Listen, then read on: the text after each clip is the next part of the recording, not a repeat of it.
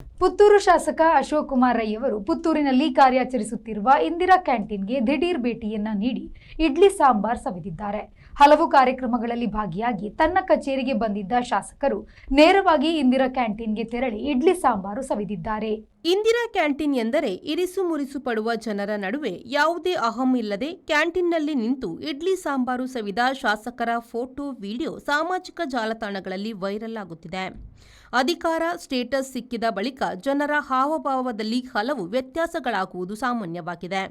ಆದರೆ ಕೆಲವು ಮಂದಿ ಇಂತಹ ವ್ಯಕ್ತಿಗಳಿಂದ ಕೊಂಚ ಭಿನ್ನವಾಗಿ ಗುರುತಿಸಿಕೊಳ್ಳುತ್ತಾರೆ. ಅಂದಹಾಗೆ ಶಾಸಕ ಅಶೋಕ್ ಕುಮಾರ್ ರೈ ಇಂದಿರಾ ಕ್ಯಾಂಟೀನ್ ಭೇಟಿ ನೀಡಿ ತಿಂಡಿ ಸವಿಯುವ ಜೊತೆಗೆ ಕ್ಯಾಂಟೀನ್ನ ವ್ಯವಸ್ಥೆಯನ್ನು ಪರಿಶೀಲಿಸುವ ಮೂಲಕ ಕರ್ತವ್ಯವನ್ನು ಮೆರೆದಿದ್ದಾರೆ. ನಾನು ಯಾವಾಗಲೂ ಬಂದಾಗ ಬೆಳಿಗ್ಗೆ ಮನೆಯಲ್ಲಿ ತಿಂಡಿ ತಿನ್ನೋದ್ರೆ ಇಲ್ಲಿ 2-3 ಸಲ ಬರ್ತೀನಿ. ತಿಂಗಳಿಗೆ 1 ಸಲ ಆದರೆ ಇಲ್ಲಿ ಬಂದು ಇಡ್ಲಿ ಸಾಂಬಾರು ತಿಂದು ಹೋಗ್ತೀನಿ.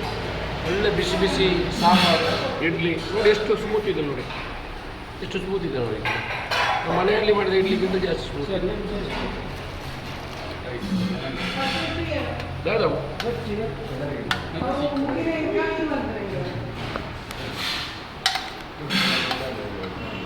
ಈ ಇಡ್ಲಿ ಸಾಂಬಾರು ಎಷ್ಟು ಚಾರ್ಜ್ ಮಾಡ್ತೀರಿ?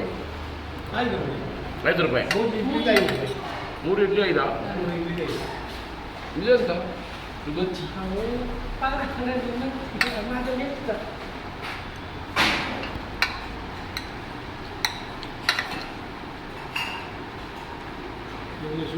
ಭಾರಿ ಕಷ್ಟ.